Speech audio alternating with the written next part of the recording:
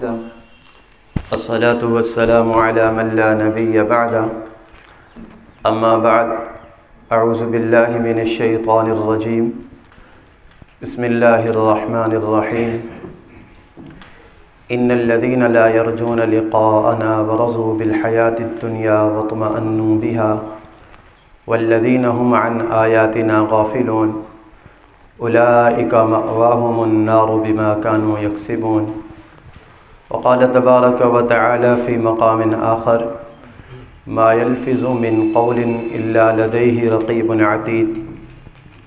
وقال النبي صلى الله تعالى عليه وسلم من حسن إسلام المرء تركه ما لا يعنيه أو كما قال صلى الله تعالى عليه وسلم صدق الله وصدق رسوله النبي الأمي الكريم ونحن على ذلك لمن الشاهدين والشاكرين والحمد لله رب العالمين.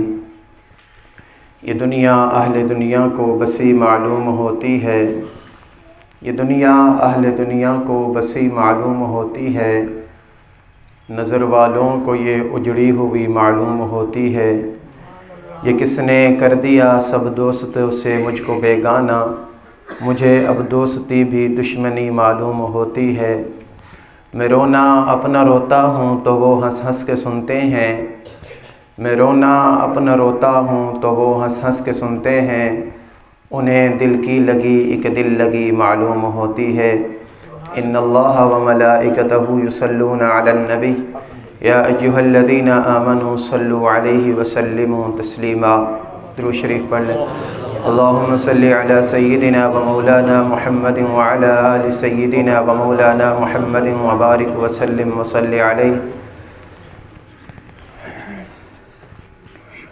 اصالہ ثواب کے حوالے سے آج کی یہ تقریب اس کا انعقاد کیا گیا. اللہ رب العزت سے دعا ہے کہ جو ذکر اذکار کیا جائے، تلاوت کلام پاک، قرآن خوانی، واعظ و نصیحت، اللہ تبارک و تعالی ان سب کا ایصال ثواب اماں جی مرحومہ مغفورہ کی روح تک پہنچائے.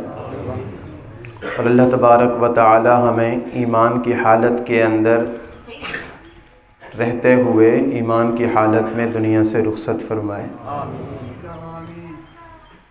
جو قرآن پاک کی آیت میں نے آپ حضرات کے سامنے تلاوت کی ہے، اس کے اندر اللہ تبارک و تعالی نے غافل لوگوں کا نقشہ کھینچا ہے. غافل لوگ کون ہوتے ہیں؟ کہ جن کو اللہ تبارک و تعالی کے ساتھ ملاقات کا یقین نہیں ہوتا. اللہ نے ان کی نشانیاں بتائی ہیں. اب ہم دیکھیں کہ ہمارے اندر وہ نشانیاں کہیں پائی تو نہیں جاتی ہیں. اللہ فرماتے ہیں کہ بے شک وہ لوگ جو ہماری ملاقات کا یقین نہیں رکھتے. سورہ یونس 11واں سپارہ ہے. ان الذین لا یرجون لقاءنا، بے شک وہ لوگ جو ہماری ملاقات کا یقین نہیں رکھتے تو کیا کرتے ہیں؟ رضوا بالحیات الدنیا، وہ دنیا کی زندگی کے اوپر راضی ہو گئے. وہ کہتے ہیں کہ میں نے اپنی ساری صلاحیتیں، ساری قابلیت، سارا وقت، سارا ٹائم، سارے کام دنیا کے کرنے ہیں.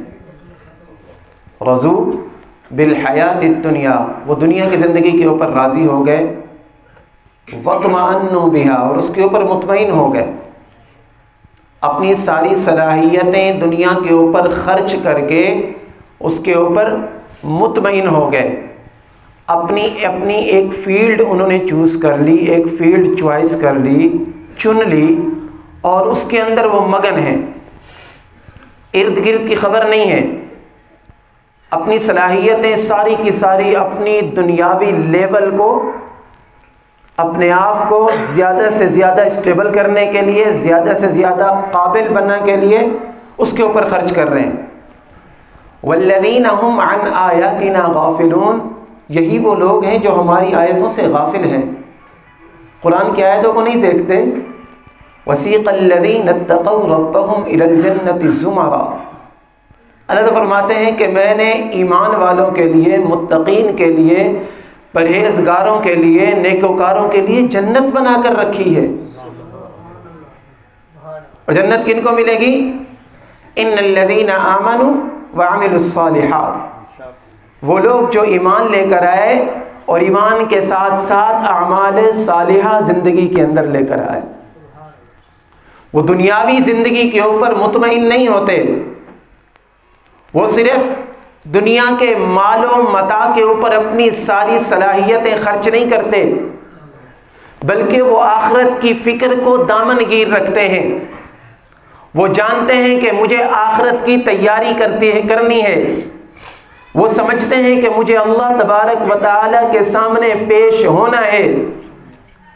جو شخص اپنی ساری صلاحیتیں دنیا کے اوپر خرچ کرے گا اور اس کے اوپر مطمئن رہے گا، آخرت کی تیاری نہیں کرے گا، اللہ اس کے بارے میں فرماتے ہیں اولئک، یہی وہ لوگ ہیں مأواہم النار، جن کا ٹھکانہ اللہ نے جہنم بنایا ہے.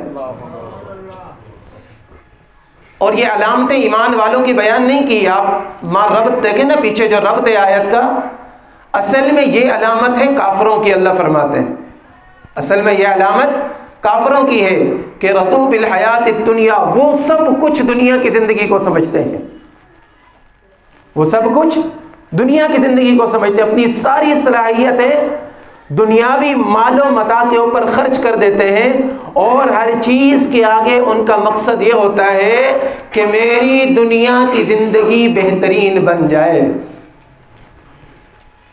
ایمان والے جو ہے نا، ایمان والے وہ اپنی نگاہ ہمیشہ آخرت کی زندگی کے اوپر رکھتے ہیں. اور اللہ تبارک و تعالیٰ اگر ہو سکے تو موبائل 5 منٹ کے لیے بند کر لیں جن حضرات کے پاس ہے. دیکھیں اللہ اور اللہ کے رسول کی بات سے زیادہ قیمتی ہمارے موبائل نہیں ہے، ناراض نہیں ہونا. اللہ اور اللہ کے رسول کی بات سے زیادہ قیمتی ہمارا کوئی بھی نہیں ہے. سب سے زیادہ قیمتی ہمارا متاع، ہمارا وقت وہی ہے جو اللہ اور اللہ کے رسول کی یاد کے اندر گزر جاتا ہے. تو میں اپنی بات نہیں کروں گا انشاءاللہ، صرف 5 منٹ رہ گئے، 5 منٹ کے اندر میں نے ختم کرنی ہے بات. تو اولئک مأواہم النار، کافر لوگ جو اپنی ساری صلاحیتیں دنیا کے اوپر خرچ کرتے ہیں، اللہ نے بتایا کہ ان کا ٹھکانہ اللہ نے جہنم بنا کر رکھا ہے. وجہ بما کانوا یکسبون، جو کچھ وہ کیا کرتے تھے. پھر آگے فرمایا ان الذین آمنوا وعملوا الصالحات، بے شک وہ لوگ جو ایمان لے کر آئے اور نیک اعمال کیے، یہدیہم ربہم بایمانہم تجری من تحتہم الانہار فی جنات النعیم، ان کا پروردگار ان کے لیے ایسے باغات تیار کر رہا ہے کہ جن کے نیچے نہریں بہتی ہیں. اللہ نے جنتیں تیار کر کے رکھی ہیں. اور پھر اللہ مجھے آپ کو، انسانیت کو جھنجھوڑ کر کیا کہتا ہے، یا ایھا الانسان ما غرک بربک الکریم، اے انسان تجھے کس چیز نے پروردگار سے دھوکے کے اندر ڈال دیا. اتنا پیار کرنے والا رب، اتنا محبت کرنے والا رب، حدیث پاک کے اندر آتا ہے اللہ کی قسم یہ سچ ہے، اللہ کے محبوب نے فرمایا اللہ تبارک و تعالی اپنے بندے سے 70 ماؤں سے زیادہ پیار کرتا ہے. ماں کے بچھڑنے کا دکھ اولاد سے پوچھیں، اور پھر اولاد کے بچھڑنے کا دکھ ماں سے پوچھیں کہ اس کے دل کے اندر کتنی تکلیف ہوتی ہے جب ایک اللہ کا ناراض بندہ، جب ایک اللہ کا نافرمان بندہ، حدیث پاک کے اندر آتا ہے کہ جب وہ توبہ کرتا ہے نا، جب وہ توبہ کرتا ہے، جب وہ اللہ کے قریب آتا ہے، رسول اللہ صلی اللہ علیہ وسلم نے اس کی بڑی پیاری مثال دی. فرمایا کہ ایک آدمی صحرا کے اندر ہو، اس کے پاس کل متاع ایک اونٹ ہو، اونٹ کے اوپر سارا سامان ہو اس کا، اور پھر وہ تھوڑی سی دیر کے لیے اسے اٹھ کر دیکھے تو اس کا اونٹ بھی غائب ہو چکا ہو، پانی بھی نہ ہو، پینا بھی نہ ہو، کھانا بھی نہ ہو، کچھ بھی نہ ہو. پھر وہ اس کو تلاش کرتے کرتے کرتے ایک لمحہ ایسا آ جائے کہ وہ اپنا سر زمین کے اوپر رکھ دے کہ اب میں نے مر جانا ہے، صحرا کے اندر مجھے کیا ملے گا. جب وہ مرنے کے بالکل قریب ہو، اپنا رخسار نیچے رکھ چکا ہو، اچانک سامنے دیکھے تو اس کو جو گم ہو چکا ہے اس کا اونٹ وہ بھی نظر آ جائے، اس کا سامان بھی نظر آ جائے تو اس کو کتنی خوشی ہوگی. اللہ کے محبوب نے فرمایا اللہ تبارک و تعالی اپنے بندے کی توبہ سے اس سے زیادہ خوش ہوتا ہے۔ تمہیں اللہ کو خوش کرنا چاہیے نا، اللہ کو خوش کرنا چاہیے نہیں کرنا چاہیے؟ اللہ تبارک و تعالی نے میرے آپ کے الفاظ کی قدر بتائی ہے، ما یلفظ من قول الا لدیہ رقیب عتید، کہ تم جو بھی لفظ نکال دو نا اپنی زبان سے، تم بڑے قیمتی ہو، انسان بڑا قیمتی ہے کہ جو لفظ یہ اپنی زبان سے نکال رہا ہے اللہ تبارک و تعالی نے ہر لفظ کو محفوظ کر دیا ہے۔ اس لیے تو پیارے محبوب صلی اللہ علیہ وسلم نے فرمایا من حسن اسلام المرء ترکہ ما لا یعنیہ، اسلام کے آدمی کے اسلام کی خوبی کیا ہے کہ جو لا یعنی چیز ہے، جو فضول چیز ہے، وہ اس کو بالکل اپنی زندگی سے ختم کر دے۔ آج ہمارا کیا المیہ ہے، خاص طور پہ نوجوان طبقہ، ہم نے فضول چیزوں کو بڑی اہمیت دی ہوئی ہے، فضول چیزوں کو ہم اپنی زندگی کے اندر لے کر آئے ہیں، اور ان کے لیے میرے پاس، سب سے پہلے میں اپنے آپ کو مخاطب کرتا ہوں، میرے پاس آپ کے پاس بہت زیادہ ٹائم ہوتا ہے، قرآن کے لیے ٹائم نہیں ہے۔